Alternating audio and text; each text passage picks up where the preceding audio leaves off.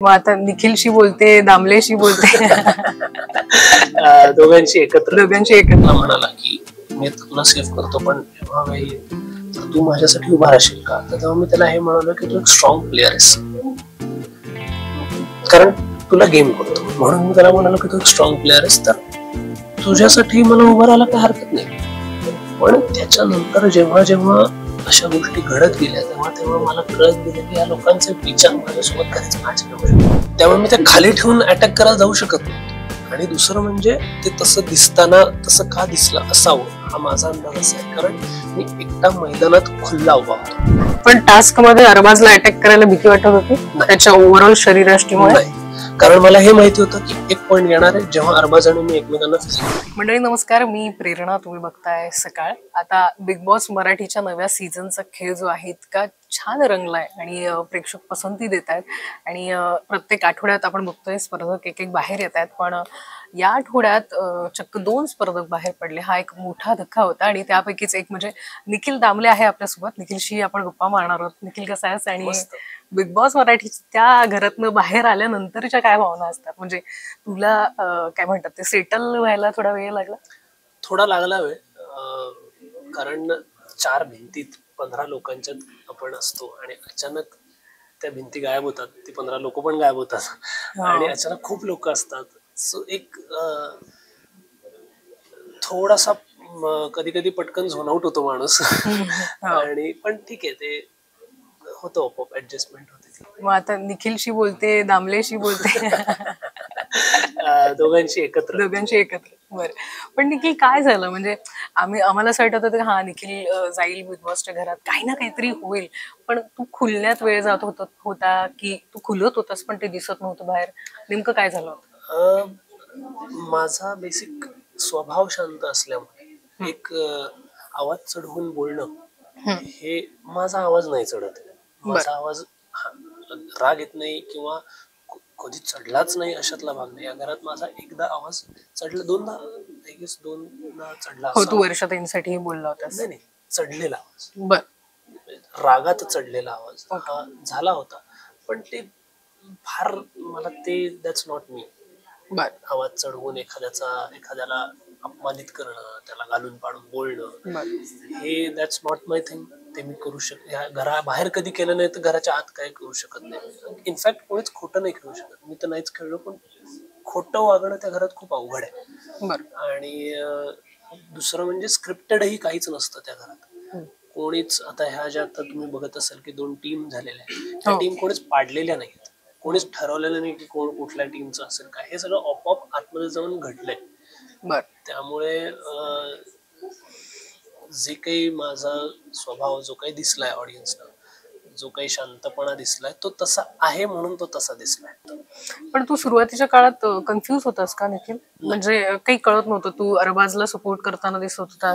तुला अरबाजला का कॅप्टन बनवायचं होतं? आता झाला जो पहिला टास्क होता तोफेचा, ढोलाचा, त्यावेळेला मला दिसत होतं की एका बाजूला एक 4 लोकांचा ग्रुप बनतोय, ज्यांना गेम कळतोय, ज्यांना स्ट्रॅटेजी कळते, त्यांच्याकडे गेम प्लॅन आहे. हा टास्क आपण कसा जिंकायचा हेच उत्तर त्यांच्याकडे आहे. आणि एका बाजूला कुठली टीमच नाहीये, जे प्रत्येक जण चाच पडतंय, ज्याच्यापैकी मी स्वतः एक होतो. की काय कसं खेळलं पाहिजे, काय करावं आता.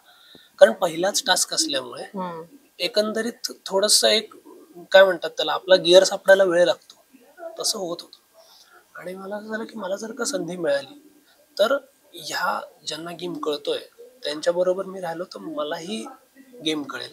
शिवाय एका स्ट्रॉंगर बाजूला राहिलो तर माझा गेम बेटर पण होईल, शिवाय तो मोठा पण होईल. मी एविक्ट होण्याचे चान्सेस पण कमी होते. व्यक्ती म्हणून अरबाज कसा आहे, निकी कशी आहे, वैभव कसा आहे, जान्हवी कशी आहे, हे तोपर्यंत अजून कळलंच नव्हतं.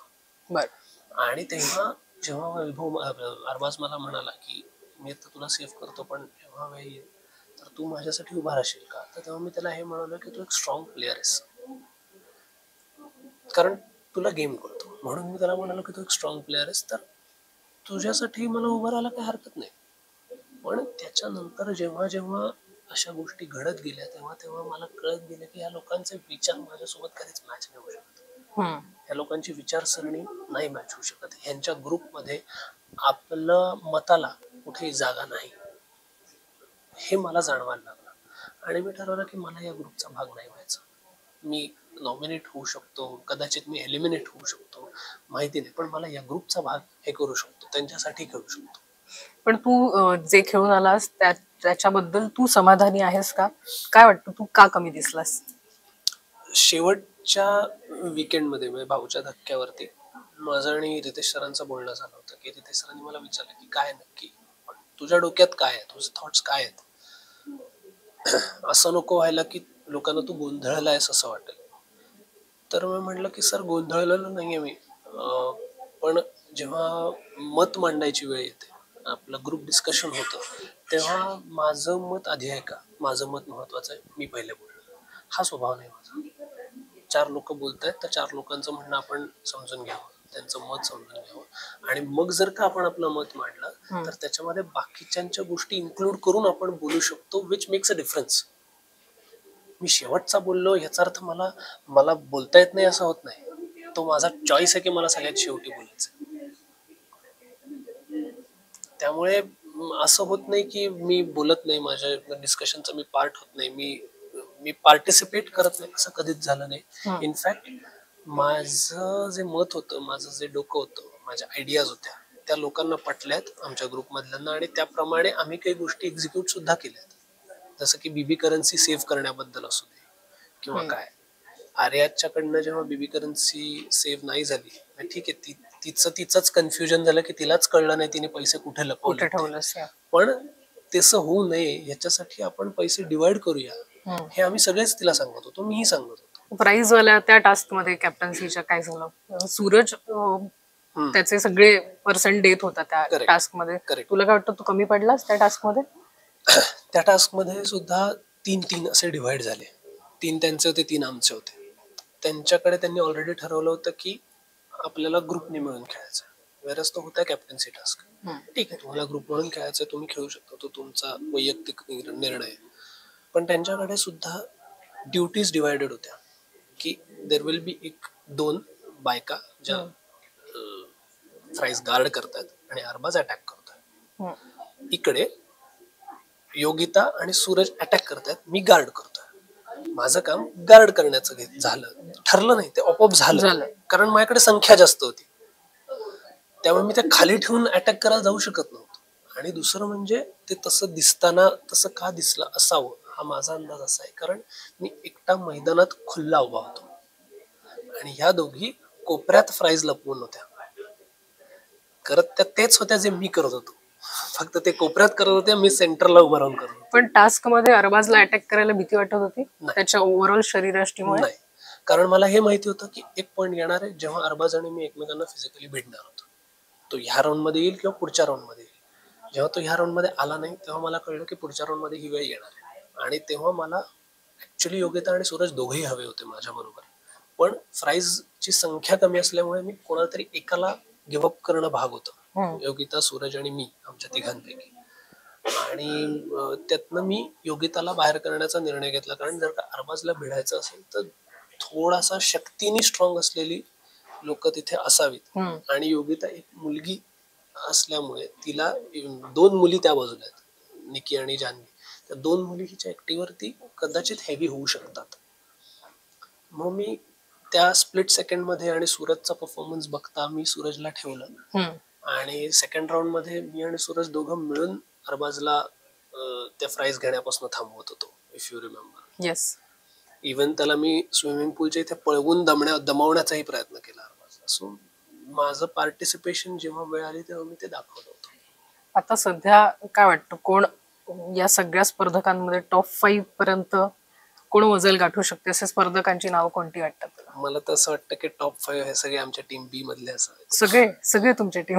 हा, म्हणजे हेच आमचे सगळे, अभिजित दादा झाला, डीपी दादा झाले, अंकिता झाली, यांच्याच पैकी टॉप 5 मध्ये असावेत असं वाटतं. ओके, पण जर गेम पॉइंट ऑफ व्ह्यू ने बघितलंस तर कोण असू शकतं असं वाटतं, जर असं ती मैत्री अशी बाजूला ठेवली? आणि अभिजित दादा वाटतं मला जेन्युइनली, अंकिता वाटते मला जेन्युइनली, बाकी सूरज वाटतो डेफिनेटली. बाकी सांगता येणं अवघड आहे, कारण कसं आहे, घराच्या आतल्या पर्स्पेक्टिव्ह वेगळा आणि घराबाहेर आल्यानंतरचा ऑडियन्स रिएक्शन बघता जो एक वेगळा पर्स्पेक्टिव्ह, त्याच्यावरनं सांगता येत नाही काय होऊ शकतं ते. बर. पण हे 3 लोक मला तरी वाटत असतील. बर. निकी जे काही गेम प्लॅन करते त्याच्यामुळे तुमच्या गेम प्लॅन मध्ये अडथळे येत आहेत का? हे पण मी त्यांना बोललो होतो की आमच्या ग्रुपमध्ये की निकी ही एक अशी व्यक्ती आहे की जी एकटी व्यक्ती जेव्हा घुसते टास्क मध्ये आपल्या अंगावरती, तेव्हा आपली अर्धी शक्ती निकीला कंट्रोल करण्यात जाते. त्यामुळे आपल्याला एकतर निकीला कंट्रोल करायला किती कमी माणसं कशी निकीला कंट्रोल करू शकतात याचा आपण विचार केला पाहिजे, जेणेकरून बाकीची माणसं मूळ टास्क कडे लक्ष देऊ शकतील. आणि दुसरं, निकी जसं करते की बाकीच्यांना बॅकफुटवर ढकलणं, तसं आपल्याकडे कोणीतरी पाहिजे की जो त्यांच्या टीमला बॅकफुटवर ढकलेल, की जो सूरज करेक्ट माणूस आहे, की त्याचा जो बाज आपण त्या कॅप्टन्सी टास्क मध्ये बघितला, त्याच्यावरनं हे उघड आहे की जर का तो तसाच परत हे केला तर समोरची टीम ही आपसूक थोडीशी अशी बॅकफुटला जाऊ शकते. त्यामुळे म्हटलं, अर्थात निकी समोरच्याचं नुकसान करण्याकडे फोकस करते, आपण फक्त नुकसान होऊ शकतो अशी भीती दाखवू शकतो सूरजच्या ह्याच्यात, कारण सूरज कधीही समोरच्याचं नुकसान करणार नाही. सूरज त्या गेम मध्ये सुद्धा म्हणाला मुलींना हात लावणार नाही, सो तो करणार काही नाही. पण त्याचं एकंदरीत तो त्याचा आविर्भाव आणि त्याचं ते सगळं वलयच असं आहे ना की 2 मिनिटं म्हणून तसा असं नॅचरली होऊ शकतं अगदी. सो त्याचा आपण फायदा घ्यावा, असंही माझं एक डोकं होतं. देखील तू फार वाद क्रिएट नाही केलेस, पण लोकांना तुझं ओव्हरऑल जे काही वागणं असेल, माणूस म्हणून जे आहे, तुझी खरी पर्सनॅलिटी दिसत होती. आणि मला वाटतं हाच गेम आहे हा, आणि त्यामुळे मला असं वाटतं तुला तुझं समाधान असेल की तू खरा जो होतास तो त्या घरातून आलेला आहेस. तर पुढच्या आता वाटचाली आम्ही बघूच की काय काय करतोयस तू. तर त्या सगळ्यासाठी शुभेच्छा. पण जे घरात मैत्री झालीये आणि बिग बॉसच्या सीझन संपल्यानंतर ते मित्रमैत्रिणी पण दिसतील तुम्ही एकत्र, अशी अपेक्षा व्यक्त करतो. खूप खूप शुभेच्छा निखिल. Thank you so much. देश विदेशातील प्रत्येक घडामोडींचे लाईव्ह अपडेट मिळवण्यासाठी आता साम टीव्हीच्या सर्व सोशल मीडिया प्लॅटफॉर्मला लाईक, फॉलो आणि सबस्क्राईब करा. तसंच सर्व नोटिफिकेशनसाठी बेल आयकॉन प्रेस करायला विसरू नका.